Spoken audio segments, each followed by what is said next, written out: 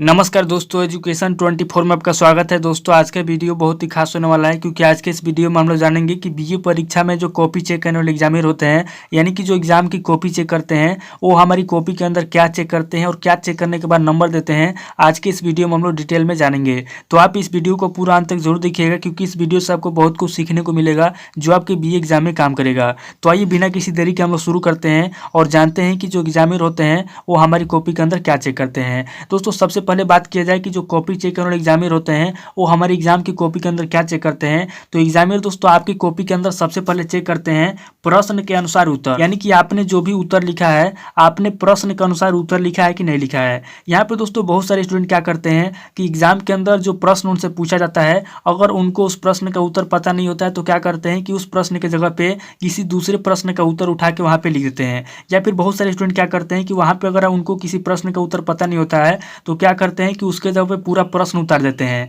या फिर उनको अगर प्रश्न का उत्तर पता नहीं होता तो क्या करते हैं वहाँ पे दोस्तों पूरा प्रश्न उतार देते हैं या फिर फालतू चीज़ें वहाँ पे लिख देते हैं। और बहुत सारे लोग क्या करते हैं कि वहाँ पे कोई शायर लिख देते हैं या फिर वहाँ पे कोई सॉन्ग लिख देते हैं या फिर वहाँ पे कोई ऐसा चीज़ें लिख देते हैं जो कि एग्जाम के अंदर जो है कि बिल्कुल गलत होता है। तो एग्जाम में दोस्तों जो कॉपी चेक करने वाले एग्जामिनर होते हैं सबसे पहले आपका चेक करते हैं कि आपने जो भी उत्तर लिखा है, यानी कि प्रश्न में जो भी पूछा गया है आपने प्रश्न के अनुसार लिखा है कि नहीं लिखा है, आपने प्रश्न में जो पूछा गया उसको लिखा है कि नहीं लिखा है। तो सबसे पहले चेक करते हैं प्रश्न के अनुसार उत्तर। अगर आपने प्रश्न का उत्तर अगर अच्छे तरीके से लिखा है या फिर प्रश्न में जो भी पूछा गया है अगर आपने प्रश्न में पूछे गए प्रश्न के अनुसार अगर आपने उत्तर लिखा है तो उस कंडीशन में दोस्तों एग्जामिनर आपको बहुत अच्छा नंबर दे देते हैं। लेकिन अगर आपने उत्तर अच्छे तरीके से नहीं लिखा है, आपने उत्तर के अंदर फालतू चीज़ें लिखा है या फिर कुछ ऐसी चीज़ें लिखा है जो एग्जाम के अंदर बिल्कुल भी गलत है, तो उस कंडीशन में दोस्तों एग्जामिनर आपका बहुत सारा नंबर काट लेते हैं। तो इस बात को याद रखिएगा दोस्तों कि जो कॉपी चेक करने वाले एग्जामिनर होते हैं सबसे पहले आपका चेक करते हैं प्रश्न के अनुसार उत्तर। तो एग्जाम में दोस्तों आपको क्या करना है कि आपसे जो भी प्रश्न पूछा जाता है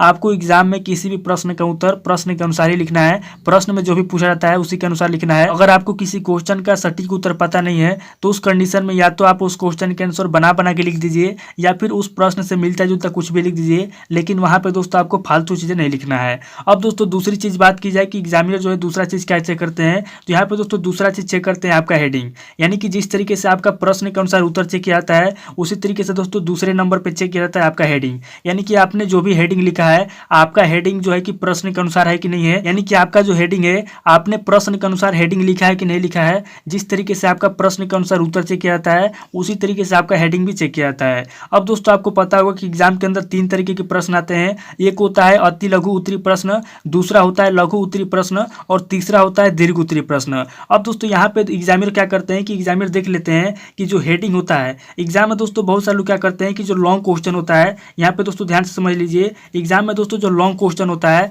यहाँ पे दोस्तों बहुत सारे स्टूडेंट क्या करते हैं कि जो लॉन्ग क्वेश्चन होता है लॉन्ग क्वेश्चन का उत्तर जब लिखते हैं तो लॉन्ग क्वेश्चन का उत्तर लिखते समय उसमें दोस्तों केवल 1 से 2 हेडिंग लिखते हैं और 1 से 2 हेडिंग के अंदर ही पूरा उत्तर लिख देते हैं। तो एग्जाम में दोस्तों जो कॉपी चेक करने वाले एग्जामिनर होते हैं वो दोस्तों दूसरे नंबर पर चेक करते हैं आपका हेडिंग, यानी कि आपने जो भी हेडिंग लिखा है और आपने जो भी उत्तर लिखा है उसके अंदर, यानी कि जो लॉन्ग क्वेश्चन है लॉन्ग क्वेश्चन के अंदर आपने कितना हेडिंग लिखा है। तो दोस्तों मैं आपको बता दूं कि जो लॉन्ग क्वेश्चन होता है लॉन्ग क्वेश्चन के अंदर आपको कम से कम 7 से 8 हेडिंग लिखना होता है और कम से कम 4 से 5 पॉइंट लिखना होता है, यानी कि 7 से 8 आपको हेडिंग लिखना होता है और 4 से 5 आपको पॉइंट लिखना होता है। अगर आपने इस तरीके से उत्तर लिखा है, यानी कि जो लॉन्ग क्वेश्चन होता है अगर आपने लॉन्ग क्वेश्चन का आंसर अगर आपने 7 से 8 हेडिंग में लिखा है और 4 से 5 पॉइंट में लिखा है तो एग्जामिनर दोस्तों आपको अच्छा खासा नंबर दे देते हैं। लेकिन अगर आपने लॉन्ग क्वेश्चन के अंदर अगर आपने केवल 1 से 2 हेडिंग के अंदर पूरा उत्तर लिख दिया है तो उस कंडीशन में दोस्तों एग्जामिनर आपका बहुत सारा नंबर काट लेते हैं, क्योंकि जो लॉन्ग क्वेश्चन होता है आपको पता है कि लॉन्ग क्वेश्चन के आंसर आपको 500 शब्दों में लिखना होता है।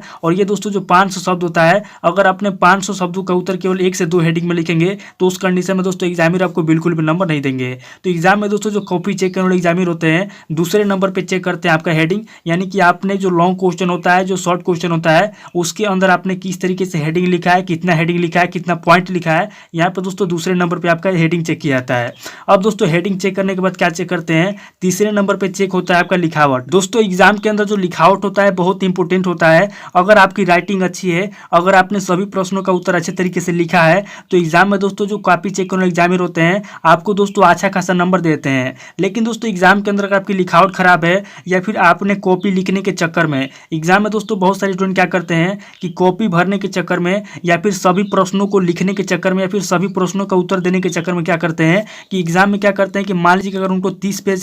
पेज है तो क्या करते हैं कि पूरा 30 का 30 पेज करने के चक्कर में वो जो अपना राइटिंग भी खराब कर लेते हैं और यहाँ पे दोस्तों जो प्रश्न है उसका उत्तर भी खराब कर लेते हैं। तो एग्जाम में दोस्तों जो कॉपी चेक करने वाले एग्जामिनर होते हैं तीसरे नंबर पे चेक करते हैं आपका लिखावट, यानी कि आपका लिखावट कैसा है, आपकी राइटिंग कैसी है, आपने शब्दों को किस तरीके से लिखा है। यहाँ पे दोस्तों मैं आपको बता दूं कि एग्जाम में बहुत सारे स्टूडेंट क्या करते हैं कि कॉपी भरने के लिए शब्दों को दूर दूर लिखते हैं या फिर शब्दों को ऊपर नीचे करके लिखते हैं, या फिर कुछ लोग क्या करते हैं कि लाइन के नीचे लिखते हैं, यानी कि जो लाइन होती है बहुत सारे लोग क्या करते हैं कि लाइन के नीचे लिखना शुरू कर देते हैं कॉपी भरने के लिए, या फिर बहुत सारे लोग क्या करते हैं कि शब्दों को बहुत दूर दूर लिखते हैं। एग्जाम में दोस्तों शब्दों के बीच की जो दूरी होती है उसके अंदर दोस्तों नॉर्मल लिखना चाहिए, सामान्य लिखना चाहिए, लेकिन बहुत सारे लोग क्या करते हैं कि कॉपी भरने के लिए शब्दों को दूर दूर लिखते हैं। तो एग्जाम में दोस्तों तीसरे नंबर पर आपकी लिखावट को चेक किया जाता है कि आपकी लिखावट कैसी है, आपने शब्दों को किस तरीके से लिखा है, शब्दों के बीच की दूरी कितनी है। तो ये सब चेक करने के बाद दोस्तों आपको नंबर दिया जाता है। तो एग्जाम में दोस्तों एग्जामिनर जो होते हैं तीसरे नंबर पर आपकी लिखावट चेक करते हैं।